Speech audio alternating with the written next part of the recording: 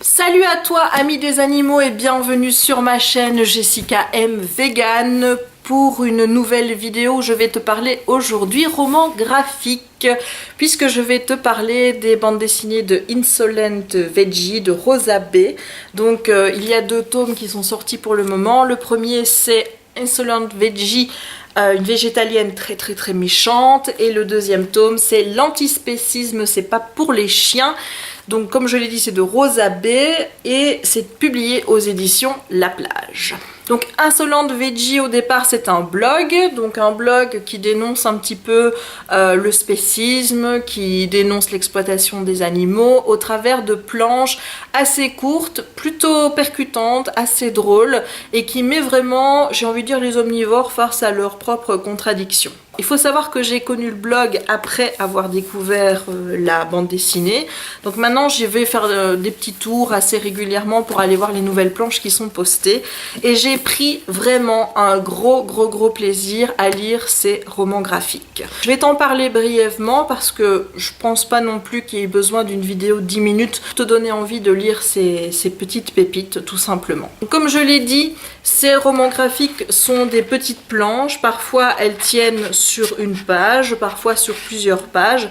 Les dessins sont plutôt simples, mais comme je vous l'ai dit, ils sont percutants. Ce que j'ai vraiment apprécié, c'est que dans ces petites planches, Rosa B va démonter les préjugés, les remarques, les critiques qu'on se prend la plupart du temps quand on est vegan et montrer un petit peu l'incohérence des propos tenus par les omnivores. Donc que ce soit par rapport à le lion qui mange la gazelle ou ce genre de choses, chaque fois elle y répond par une petite planche et je trouve voilà que c'est vraiment très bien fait. Je pense que c'est le genre de livre qu'on peut vraiment offrir aux omnivores pour les faire réfléchir un petit peu sur la question de l'exploitation animale parce que c'est fait d'une manière assez drôle, c'est fait d'une manière assez percutante et ça peut vraiment les mettre face à leurs propres contradictions, notamment lorsque ils vous disent on a toujours fait ça, etc. Ce premier tome est divisé en plusieurs chapitres.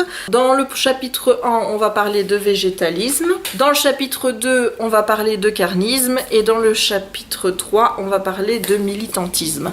Moi, je me suis vraiment retrouvée dans la question du militantisme. Il y a des idées là-dedans qui m'ont vraiment touchée, notamment le fait qu'une fois que vous décidez de devenir vegan, que vous vous informez sur l'ampleur de l'exploitation animale, vous ne voyez absolument plus le monde de la même façon, c'est-à-dire que vous voyez des cadavres d'animaux partout, ils sont vraiment partout et que ça devient assez difficile finalement de vivre dans un monde qui est profondément carniste et spéciste. Ce premier tome, je l'ai vraiment adoré et je l'ai même préféré à ce tome 2 qui est consacré à l'antispécisme. Alors le spécisme et l'antispécisme, je vais pas rentrer dans les détails dans cette vidéo parce que ça risquerait d'être trop long. Je parlerai vraiment de ce sujet-là dans une vidéo dédiée.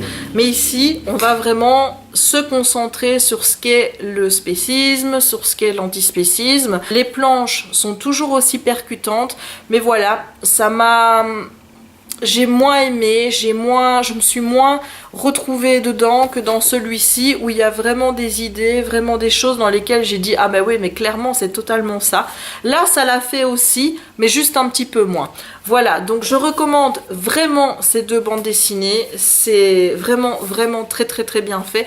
Bon, je saurais pas ici vous montrer des planches parce que je pense pas que ça passera à la caméra, mais vous pouvez en trouver sur internet, vous pouvez aller sur le blog Insolent Veggie, je vous mettrai le lien en barre d'infos, comme ça vous pouvez vous rendre compte un petit peu du travail de l'auteur, de voir comment elle dessine, voir un petit peu quel genre de dessin elle vous propose, et si ça vous dit, eh bien allez-y, foncez. Comme je vous dis, ça peut être un très bon livre pour les gens qui veulent se lancer dans une démarche plus responsable vis-à-vis de l'exploitation animale, donc commencer en réduisant sa consommation de viande, ou qui pense à devenir végétarien ou végétalien ou même vegan, mais ça peut être aussi utile pour des omnivores. Je pense que ce livre s'adresse vraiment à tout le monde. C'est pas un livre qui est fait pour les véganes, pas du tout. Ça s'adresse à tout le monde, c'est facile de compréhension, ça résume un petit peu ce qu'est le végétalisme, le véganisme de manière assez simple, assez drôle, drôle et très ludique. Voilà. Je pense que je vais encore avoir du mal pendant quelques temps avec le fait de passer au tu.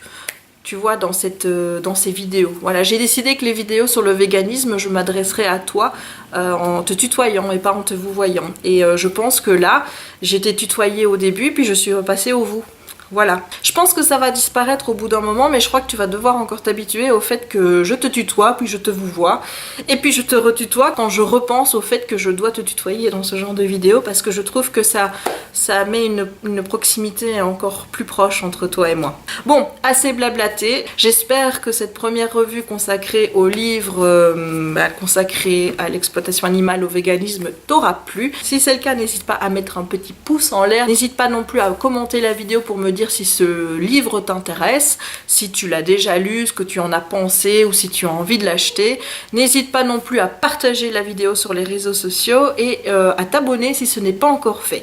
Voilà, il ne me reste plus qu'à te souhaiter une bonne journée ou une bonne soirée. Jusqu'à la prochaine vidéo. Ciao!